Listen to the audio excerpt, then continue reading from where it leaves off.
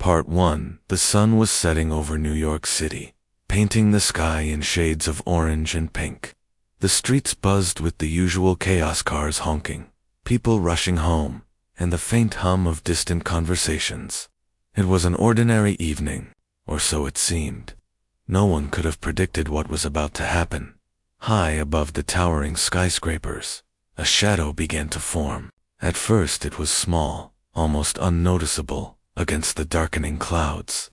But, within seconds, the shadow grew larger, darker, until it blotted out the fading sunlight.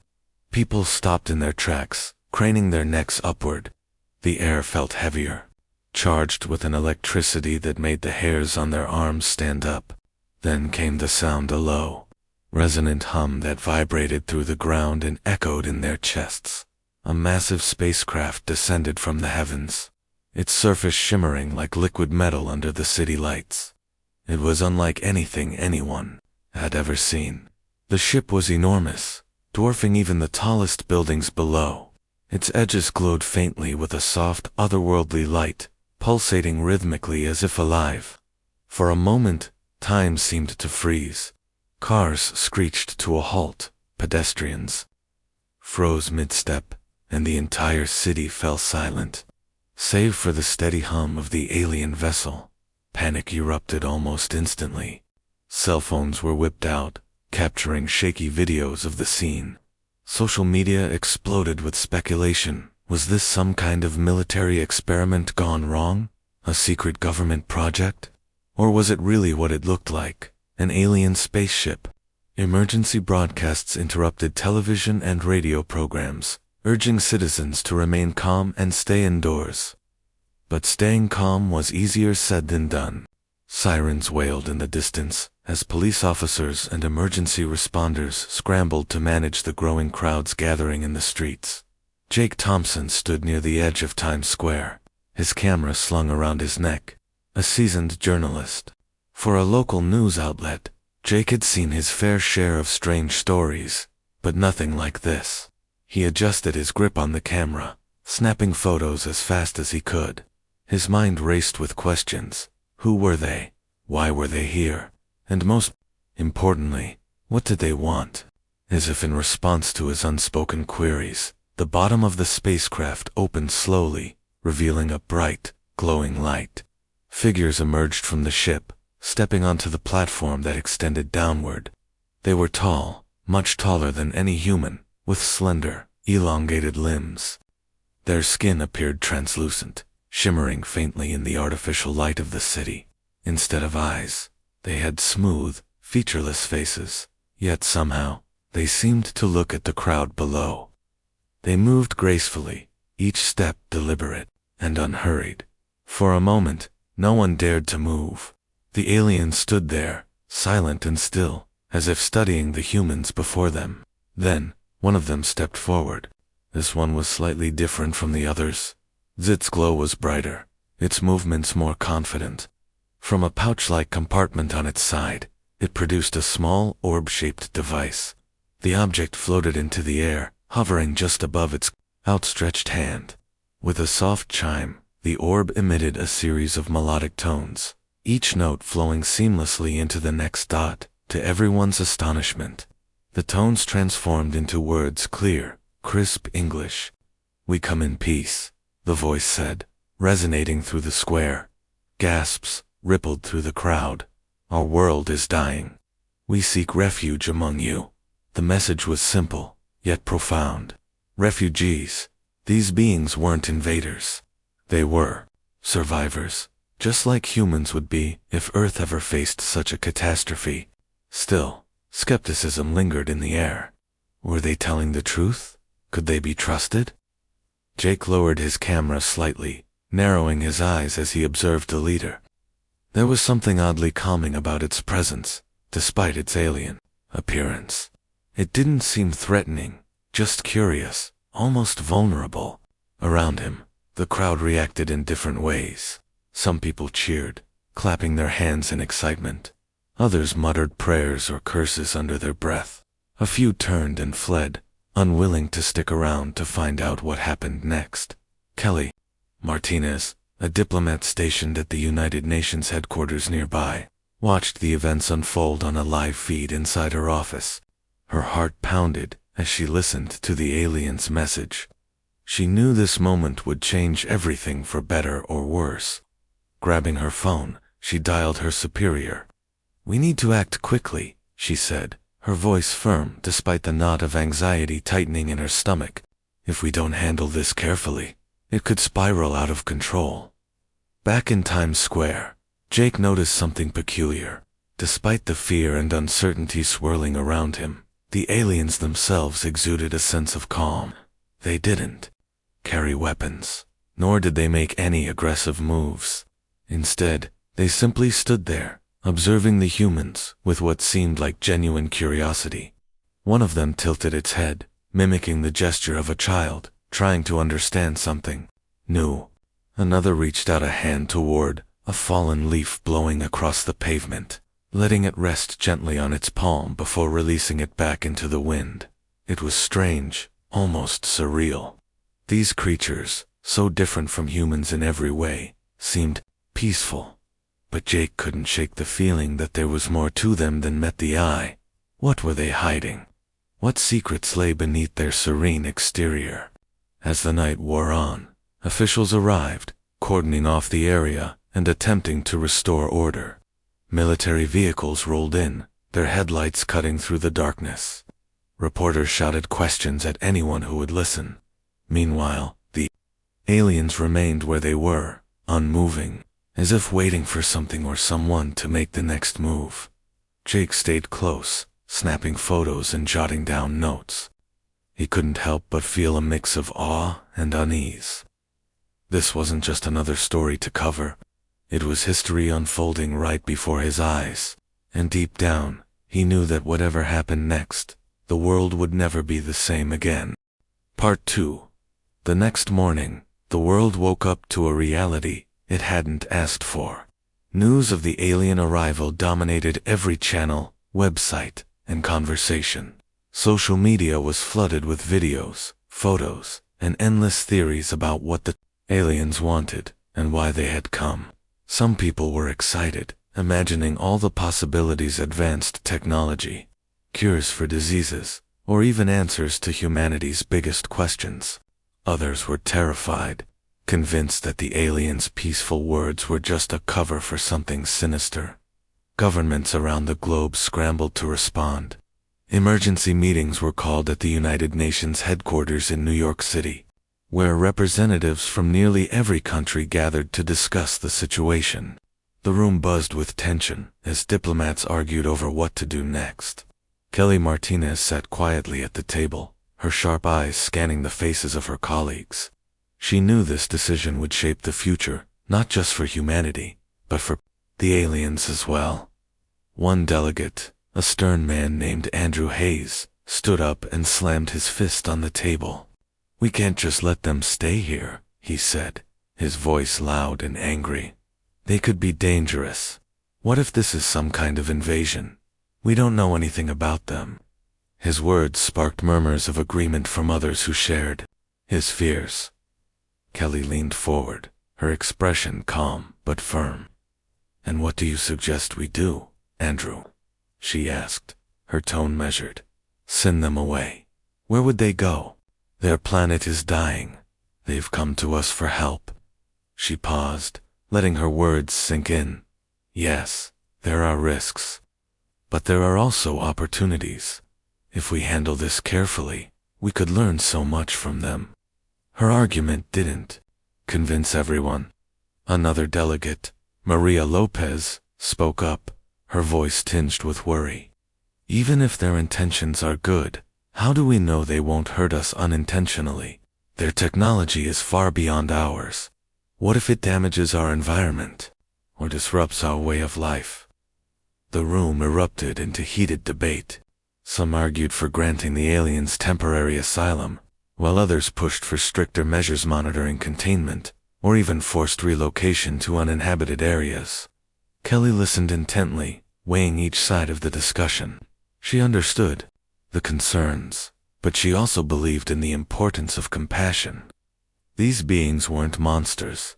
They were refugees, just like any human fleeing war or disaster. As the meeting dragged on, Jake Thompson sat in a nearby cafe, sipping coffee while scrolling through his phone. He couldn't stop thinking about the aliens, their strange appearance, their melodic voices, and the way they seemed so calm. Unlike the chaos surrounding them, they hadn't panicked or demanded anything. They simply waited, as if trusting humanity to make the right decision. Jake's thoughts were interrupted by the sound of raised voices outside. Peering through the window, he saw a group of protesters marching down the street, holding signs that read *Send them back, and *Earth is for humans. At the front of the group was Richard Lawson, a popular radio host known for his fiery rhetoric. Dressed in a suit and tie, he held a megaphone to his lips, shouting at the crowd. "They're not here to help us," Richard bellowed, his voice dripping with anger. "They're here to take what's ours." "How long do you think it'll be before they start demanding more, before they start taking over?" The crowd cheered, their fear feeding off his words. Jake frowned, watching the scene unfold. He didn't trust Richard, he never had. The man thrived on controversy, stirring up trouble wherever he went. Still, Jake couldn't deny the power of his message. Fear was spreading quickly, fueled by uncertainty and mistrust. People wanted answers, and without them, paranoia took root. Back at the UN, the debate continued. After hours of arguing, Kelly finally proposed a compromise. "Let's give them a chance," she said, standing up to address the room. "We'll designate specific zones where they can settle temporarily. Scientists can study their technology, and we can monitor their impact on the environment. If everything goes well, we can reassess the situation later." Her proposal wasn't perfect, but it was enough to sway most of the delegates. With a narrow majority, the resolution passed. The aliens would be allowed to stay for now. Relief washed over Kelly, though she knew the hardest part was yet to come. Convincing the public wouldn't be easy. Meanwhile, in Times Square, the aliens remained where they had landed. A team of scientists and military personnel had set up a perimeter around the area, keeping curious onlookers at bay. The aliens didn't seem bothered by the commotion. They moved slowly, exploring their surroundings with quiet curiosity. One of them crouched down to examine a puddle, its translucent hand hovering above the water, as if studying the ripples. Sam Carter, a linguist assigned to communicate with the aliens, approached cautiously. He carried a tablet loaded with translation software, hoping to bridge the gap between their languages. "Hello," he said softly, raising his hands to show he meant no harm. "My name is Sam." The alien turned its head toward him, tilting it slightly. It produced the same orb-like device from the previous night, which emitted a series of musical tones. Through the translator, the tones formed words. "Greetings, Sam." Sam smiled, feeling a spark of hope.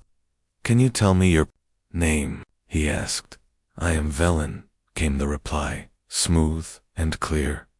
Over the next few hours, Sam worked tirelessly to establish basic communication. Velen proved to be patient and eager to learn, mimicking Sam's gestures and repeating simple phrases. By the end of the day, they had exchanged introductions and shared a few basic concepts for shelter and peace. While Sam made progress, tensions simmered elsewhere. In neighborhoods across the city, people whispered about strange occurrences. Near the alien settlement, pets refused to go outside. Birds flew erratically overhead. Even the plants seemed different, their leaves curling unnaturally. Rumors spread like wildfire, fueled by fear and speculation. Rachel Bennett, a biologist working for the Environmental Protection Agency, decided to investigate. Armed with testing equipment, she visited a park close to the alien zone. The air felt different, here thicker, almost electric. She collected soil samples, noting subtle changes in pH levels and mineral composition. Nothing alarming yet, but enough to raise questions. As Rachel worked, she noticed a group of teenagers lingering nearby, staring nervously at the alien perimeter. One of them, a girl with bright red hair, stepped forward hesitantly. "Do you think they're safe?" she asked, her voice barely above a whisper. Rachel hesitated, unsure how to answer. "I don't know," she admitted, "but I'm trying to find out." The girl nodded, her expression uneasy. "My mom says they're going to ruin everything, that they'll bring bad luck." Rachel sighed, wishing she could offer reassurance. But the truth was, she didn't have all the answers. Not yet. By the time night fell, the city was quieter but no less tense. Jake walked back to his apartment, replaying the day's events in his mind. He had seen both sides, the fear and the hope, the anger and the curiosity. It was a story unlike any he'd covered before, one that touched every corner of human emotion as he stared out his window at the distant glow of the alien ship.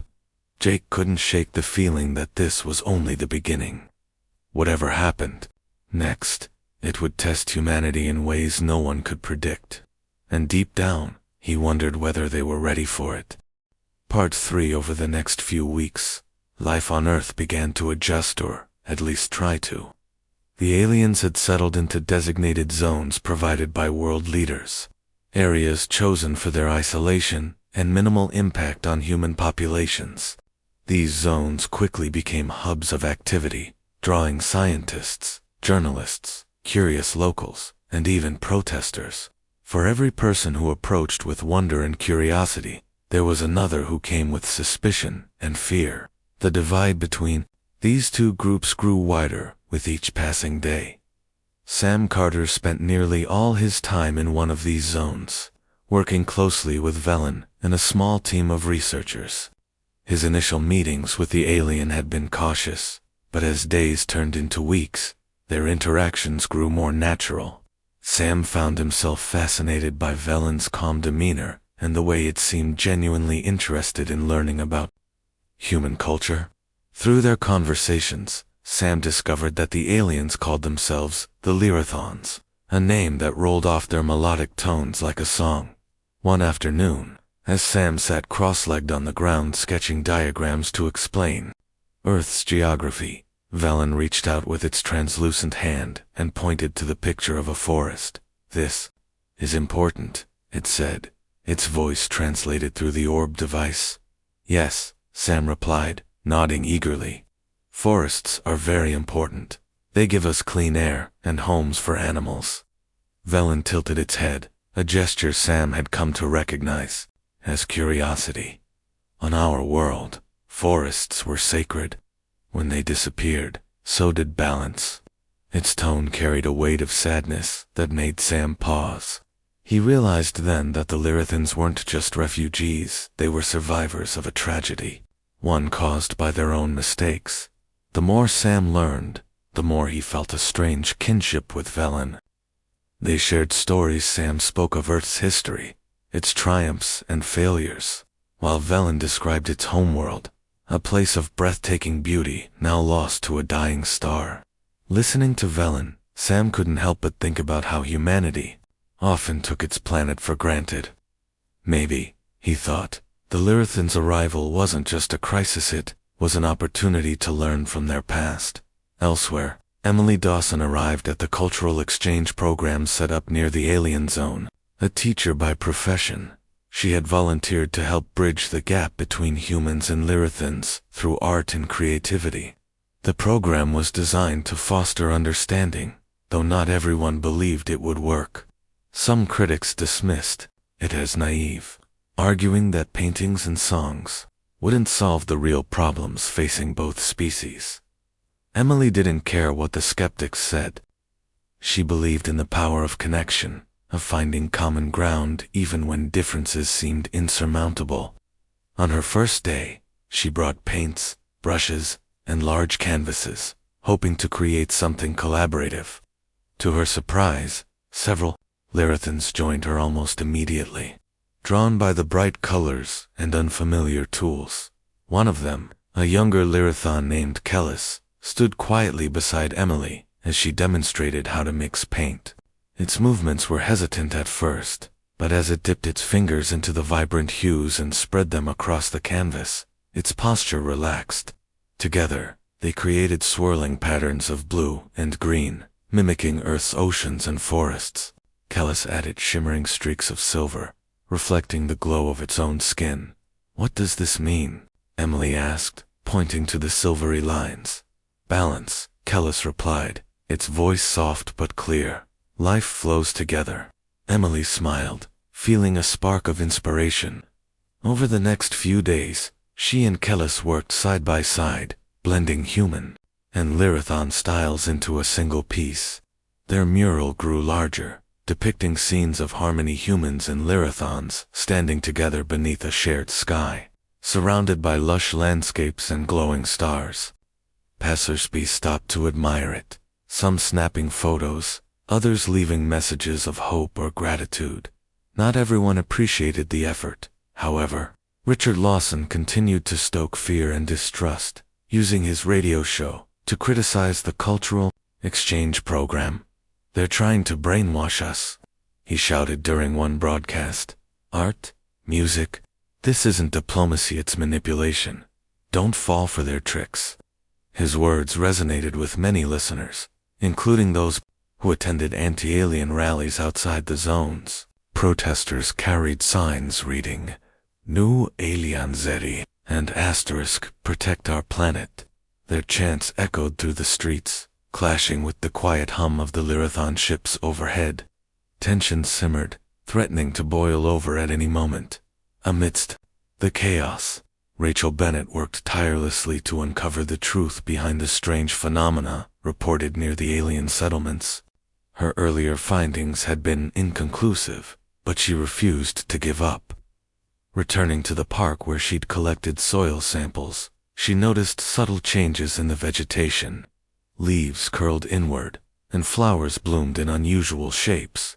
There, petals glowing faintly under moonlight. Rachel knelt down, examining the plants closely. She snapped photos and jotted notes in her journal, documenting every detail. Nearby, a group of children played, laughing as they chased fireflies that seemed brighter than usual. One boy ran up to her, holding out a jar filled with the glowing insects. "Look, miss," he said excitedly. "They're different tonight." Rachel forced a smile, taking the jar gently. "They sure are," she murmured, studying the fireflies' erratic movements. Something about them felt off, but what? Back at her lab, Rachel analyzed the samples she'd collected. The results puzzled her. The soil composition had shifted slightly, containing trace elements not native to Earth. It wasn't enough to cause immediate harm, but if these changes continued unchecked, they could disrupt ecosystems over time. Rachel knew she needed more data, but gathering, it wouldn't be easy.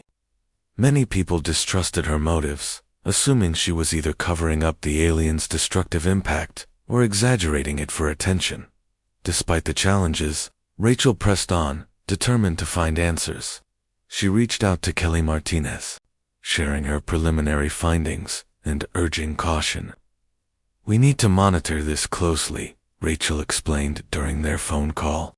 "If we don't address these changes now, they could spiral out of control." Kelly listened intently, her brow furrowed with concern. "I'll bring it up at the next UN meeting," she promised, "but I can't guarantee everyone will listen." Meanwhile, Jake Thompson struggled to make sense of the growing divide. As a journalist, he wanted to report the facts, but the truth was messy and complicated. Every story he wrote sparked debates online, with readers accusing him of bias, regardless of which angle he took. Was he too sympathetic to the aliens? Too critical? He couldn't win. One evening, after a long day of interviews, Jake visited the mural Emily and Kellis had created. Standing in front of it, he felt a flicker of hope. The artwork wasn't perfect, it was messy, unfinished, and full of imperfections, but it was beautiful in its own way. It reminded him that, despite everything, there were still people willing to reach out, to connect, to build bridges instead of walls. As Jake walked away, he glanced back at the mural one last time. In the fading light, the silvery streaks seemed to shimmer brighter, as if alive. For a brief moment, he allowed himself to imagine a future where humans and Lyrathans coexisted peacefully, learning from each other and creating something new together. But deep down, he knew the road ahead would be anything but smooth. Part 4. The fragile peace between humans and the Lyrathans began to show cracks as weeks turned into months. While some areas embraced the aliens, others grew increasingly hostile. The divide wasn't just geographically, it was emotional, political, and deeply personal. People were either fascinated by the Lyrathans or terrified of them, with little room for middle ground. Rachel Bennett's concerns about environmental changes near the alien zones became harder to ignore. Reports flooded in from different parts of the world, plants growing in strange patterns, animals behaving erratically, and even weather anomalies that defied explanation. In rural areas close to the settlements, farmers complained that crops refused to grow properly, their fields littered with wilted stalks and twisted vines. Some claimed they could feel a low vibration in the ground, like a hum that never stopped. One morning, Rachel visited a farm outside Chicago, where the owner, a grizzled man named Paul, showed her rows of corn that had sprouted unnaturally tall, their leaves curling inward like claws. "It started right after they landed," he said, pointing toward the horizon where the glow of an alien zone was visible. "I don't know what's causing it, but I ain't sticking around to find out." Rachel took soil samples and examined the plants carefully. She noticed tiny, shimmering particles embedded in the dirt particles she hadn't seen before. They looked almost metallic, glinting faintly in the sunlight. Whatever they weren't natural. Her stomach tightened as she realized the implications. If these changes spread beyond the immediate vicinity of the alien zones, the consequences could be catastrophic. Back in New York City, Jake Thompson covered another protest led by Richard Lawson. The radio host had become a symbol of resistance against the Lyrathans, rallying thousands of followers who shared his distrust. Today's demonstration was larger than usual, filling the streets with angry chants and raised fists. Protesters carried signs reading *Earth first and *Aliens go home, while others banged drums and blew whistles, creating a deafening racket. Jake stood on the sidelines, notebook in hand, observing the scene. He recognized many faces from previous protests, but there were new ones too: younger people, families, even children clutching handmade signs. One boy, no older than 10, held up a drawing of Earth with a giant red X over it. Jake approached him cautiously. "What does your sign mean?" he asked gently. The boy looked up, his expression serious. "It means we don't want aliens messing up our planet." Jake nodded, scribbling notes. He understood the sentiment, but it saddened him to see such fear in someone so young. As he continued interviewing protesters, he noticed Richard Lawson, standing nearby, speaking into a megaphone. His voice boomed above the crowd. "They're changing everything," Richard shouted. "Look at the evidence. Animals are sick, plants are dying, and soon it'll be us. We can't let them destroy what we've built." The crowd erupted into cheers, fueled by his words. Jake felt a pang of frustration. He knew Richard was exaggerating. Not all the reported phenomena were directly linked to the Lyrathans, but his rhetoric resonated with those already predisposed to fear. Facts mattered less than feelings now. Meanwhile, Emily Dawson tried to focus on the positives. Her mural project had gained attention, inspiring similar initiatives in other cities. Artists and musicians collaborated with the Lyrathans, creating works that celebrated unity and cooperation. But even these efforts faced backlash. Critics accused the participants of being naive or manipulated, claiming the Lyrathans were using art as a way to distract humanity from their true intentions. One day, as Emily worked on a new painting with Kellis, a group of protesters arrived at the cultural exchange site. They waved banners and shouted insults, calling the artists traitors. Emily clenched her fists, trying to stay calm. She stepped forward, addressing the crowd. "We're not doing this to hurt anyone," she said, her voice steady despite the tension. "We're trying to understand each other. Isn't that better than living in fear?" Her words fell on deaf ears. The protesters jeered, throwing crumpled papers and empty soda cans at the mural. Kellis watched silently, its glowing form casting soft light over the chaos. Emily shielded the artwork with her body, refusing to back down. Eventually, security personnel intervened, dispersing the crowd, but the damage was done. Parts of the mural were smeared, and Emily's heart sank as she surveyed the destruction. Despite setbacks like these, Sam Carter remained hopeful. His conversations with Velen had deepened, revealing more about the Lyrathans' culture and history. He learned that their society valued balance above all else, a philosophy rooted in their reverence for nature. On their homeworld, every decision was made with long-term consequences in mind. When their star began to die, they hadn't panicked or fought among themselves. Instead, they worked together to find a solution. Earth, they believed, offered a second chance, a place to rebuild and restore harmony. Sam shared these insights during interviews, hoping to counteract the fear. "They're not here to take over," he told a reporter. "They're here because they have nowhere else to go. And if we listen to them, maybe we can learn something valuable." But not everyone was willing to listen. Andrew Hayes, the UN delegate who had opposed granting asylum to the Lyrathans, continued to push for stricter measures. At a meeting in Geneva, he argued that the aliens' presence posed too great a risk to Earth's ecosystems. "We can't afford to gamble with our planet's future," he declared. "If we don't act now, we may regret it later." Kelly Martinez countered his arguments, emphasizing the importance of diplomacy and mutual understanding. "Yes, there are risks," she admitted, "but there are also opportunities.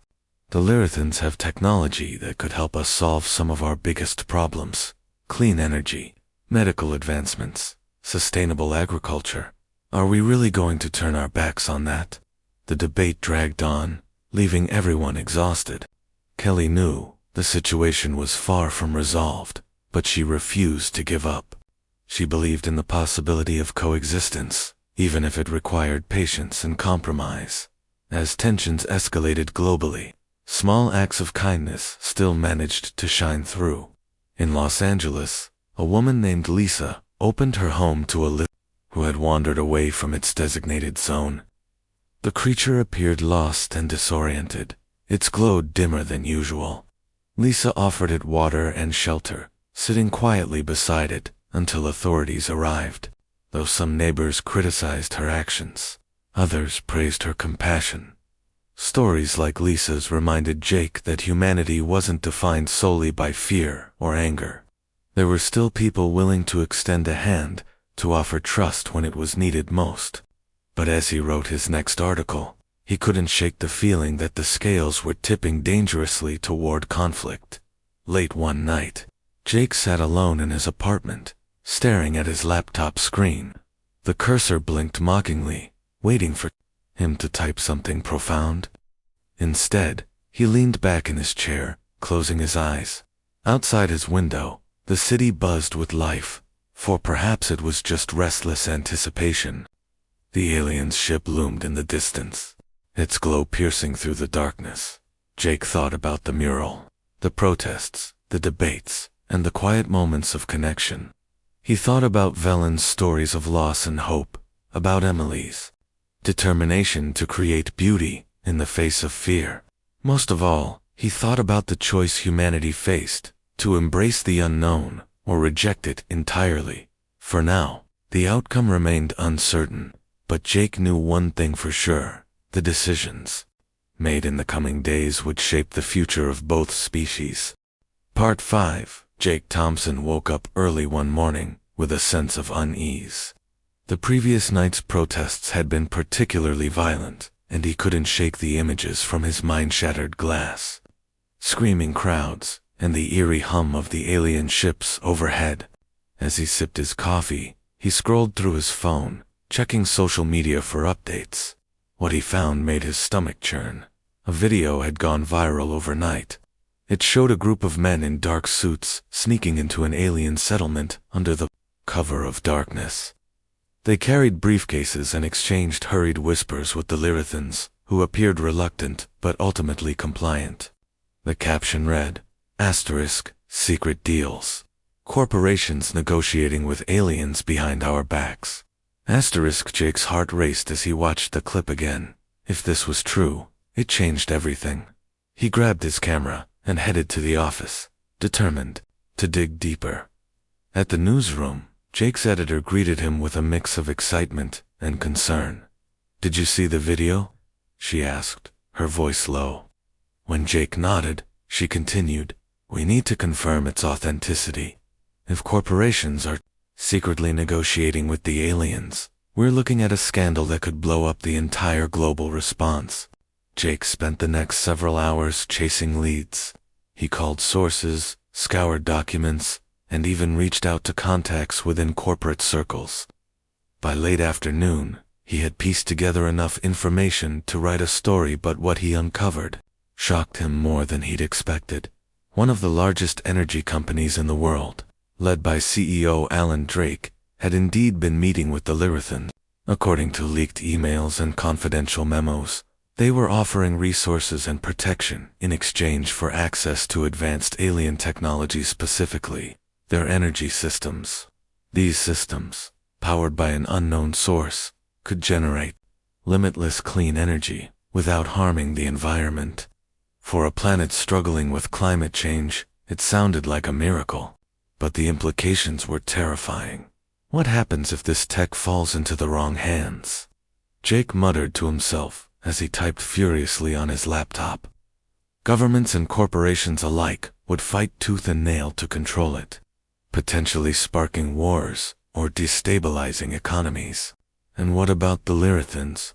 Were they being coerced into sharing their secrets? When Jake published his article later that evening, the reaction was explosive. Social media erupted with outrage.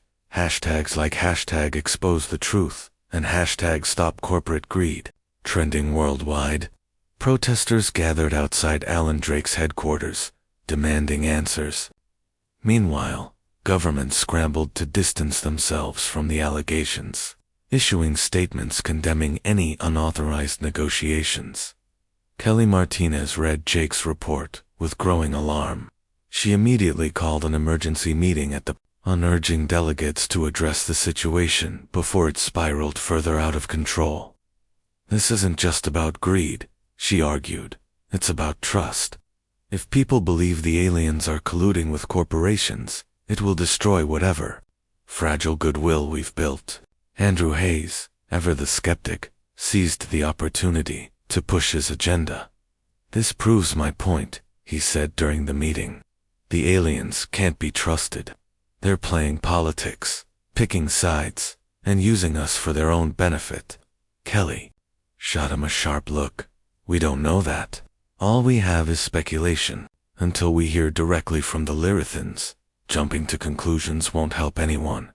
Her words fell flat. The room buzzed with tension, each delegate grappling with their own fears and suspicions.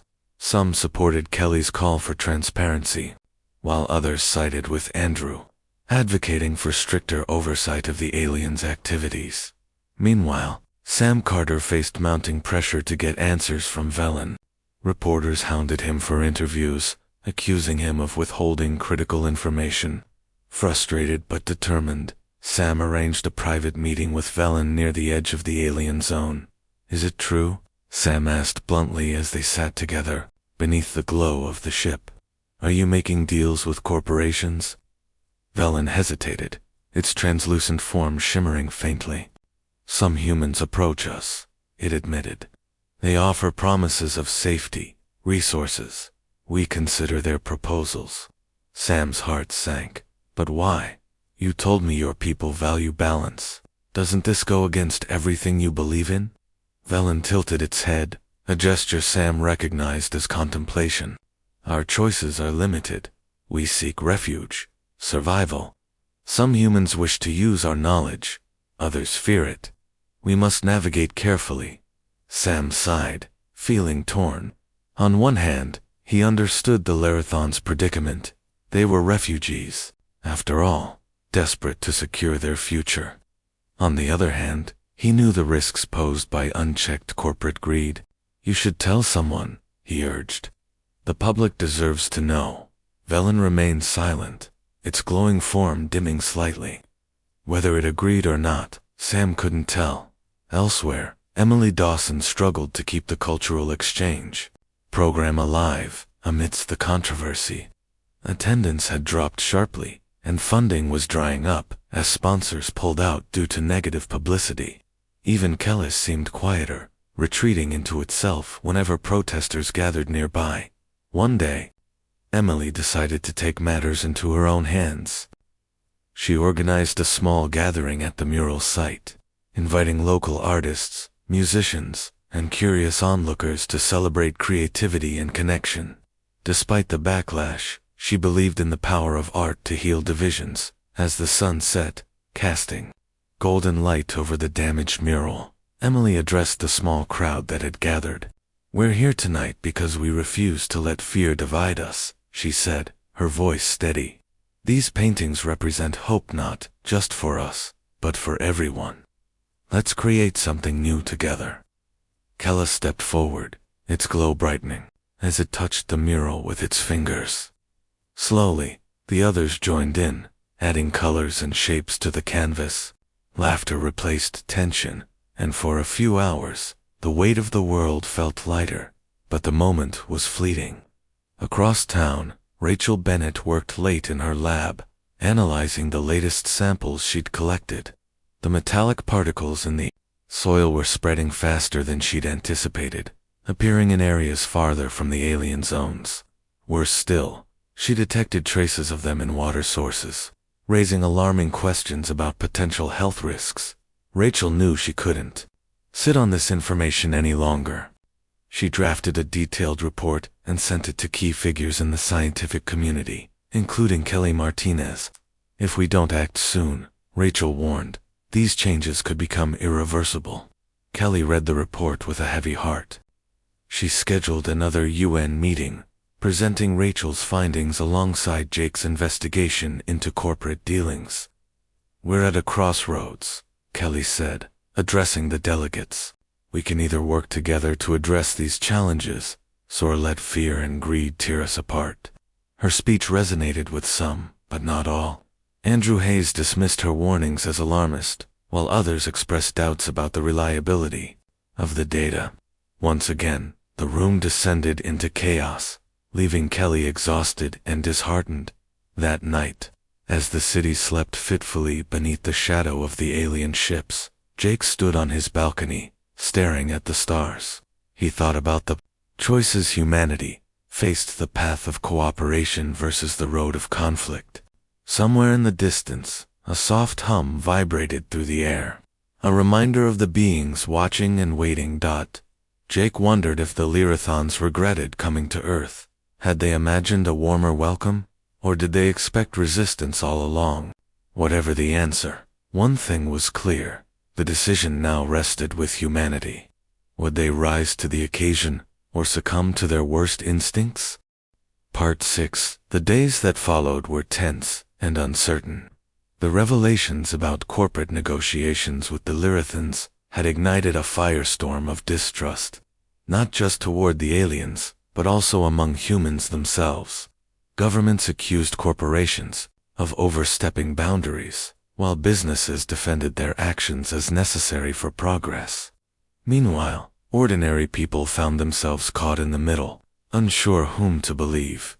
Jake Thompson spent his mornings chasing leads, and his evenings trying to make sense of it all.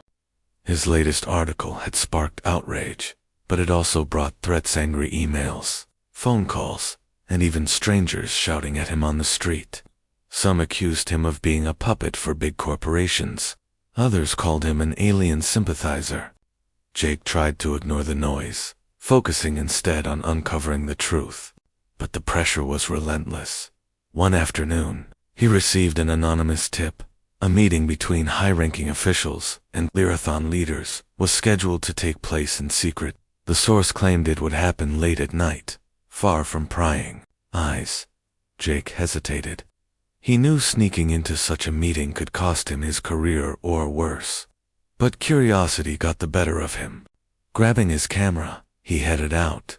The location turned out to be an abandoned warehouse on the outskirts of the city. Jake parked his car a safe distance away and approached cautiously, sticking to the shadows. Inside, he spotted a group of humans, seated around a table with several Lyrathans standing nearby. Among the humans was Alan Drake, the CEO whose company had been implicated in the scandal. Jake's heart raced as he raised his camera, snapping photos from behind a stack of crates. "What do you want from us?" one of the human delegates asked, his voice sharp with frustration. "We've given you shelter, resources, what more do you need?" A Lyrathon leader, taller and more radiant than the others, stepped forward. Its melodic voice filled the room. "We seek balance," it said, "but your world is chaotic. Your leaders fight among themselves, your people fear us, and your systems are fragile. We cannot survive here without stability." Alan Drake leaned back in his chair, smirking. "Stability comes at a price," he replied. "You have something? We want technology that could change everything. Share it, and we'll ensure your safety." The Lyrathan tilted its head, glowing brighter. "Your kind values power above all else. If we give you this knowledge, will you use it wisely? Or will you destroy yourselves and us with it?" The question hung heavy in the air. No one spoke for a moment, the silence broken only by the faint hum of the alien ship hovering outside. Jake lowered his camera slightly, struck by the weight of the conversation. These weren't invaders or conquerors, they were survivors, grappling with the same fears and doubts as humanity. Before he could capture more, a security guard spotted him. Shouting erupted, and Jake bolted, clutching his camera tightly. He managed to escape, but not before tripping over debris and dropping his phone. By the time he reached his car, adrenaline coursed through his veins. He knew he had a story worth telling, but it wouldn't be easy. Meanwhile, Emily Dawson continued her efforts to foster understanding through art. Despite dwindling support, she refused to give up. Every day she visited the mural site, adding new layers to the painting, alongside Kellis. Together, they created vibrant scenes of Earth's landscapes, intertwined with glowing depictions of the Lyrathon's lost homeworld. It was a visual reminder of what united them, a shared connection to nature and a desire for harmony. One morning, as Emily worked, a group of children approached cautiously. They stared wide-eyed at Kellis, who stood quietly beside the mural, its shimmering form casting soft light over the scene. One brave girl stepped forward, holding out a small flower she'd picked from a nearby park. "For you," she said shyly. Kellis bent down, accepting the gift with care. Its fingers brushed lightly over the petals, causing them to glow faintly. The girl gasped in wonder, her fear melting into awe. Soon, the other children joined in, offering drawings, pebbles, and scraps of colored paper. Emily watched with tears in her eyes, feeling a flicker of hope amidst the chaos. But not everyone shared her optimism. Richard Lawson used the incident to fuel his rhetoric, accusing Emily and others involved in the cultural exchange program of indoctrinating children. "They're brainwashing our kids," he shouted during a live broadcast. "Next thing you know, they'll be teaching them to worship these invaders." His words spread quickly, reigniting protests near the alien zones. Angry crowds gathered once again, chanting slogans and demanding stricter measures. Security forces struggled to maintain order, but tensions simmered dangerously close to boiling over. Rachel Bennett faced challenges of her own.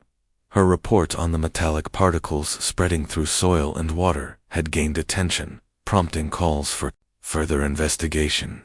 However, funding remained scarce, and many dismissed her findings as inconclusive.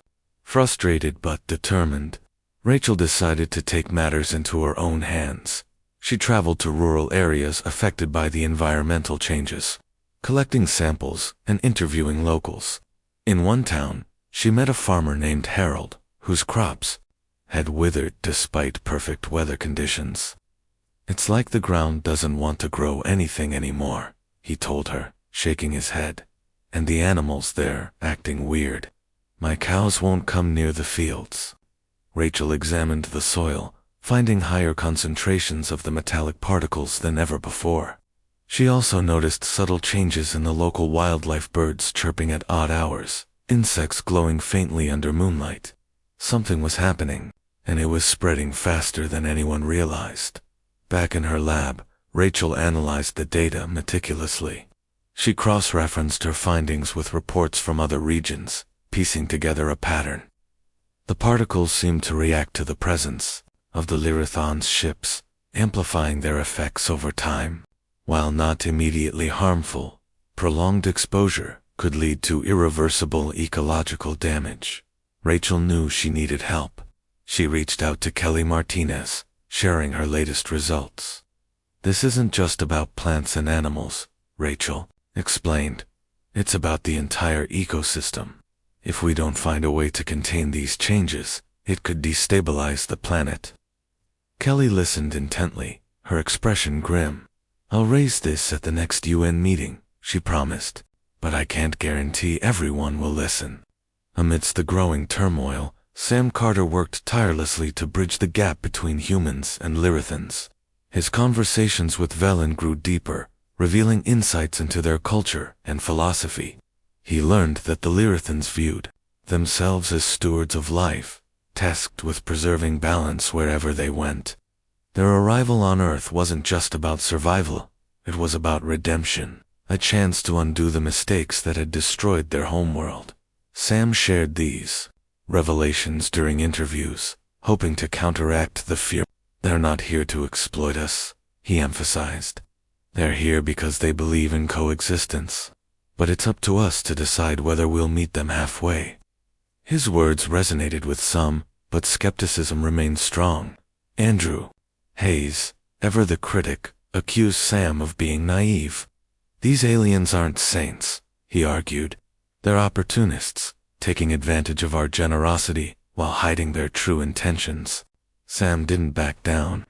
"If they wanted to harm us, they could have done so already," he countered. "Instead, they've shown restraint, patience, and a willingness to learn. Isn't that worth giving them a chance?" The debate raged on, dividing communities and straining relationships. Yet, amid the discord, small acts of kindness persisted. Neighbors helped each other cope with strange occurrences. Scientists collaborated across borders to study the phenomena, and artists like Emily continued to create beauty in defiance of fear. As the sun set over the city, casting long shadows over the alien ships, Jake stood on a rooftop, staring at the horizon. He thought about the secrets he'd uncovered, the stories he'd told, and the choices humanity faced. The road ahead was fraught with uncertainty, but one thing was clear. The decision to embrace or reject the Lyrathans would define the future for both species.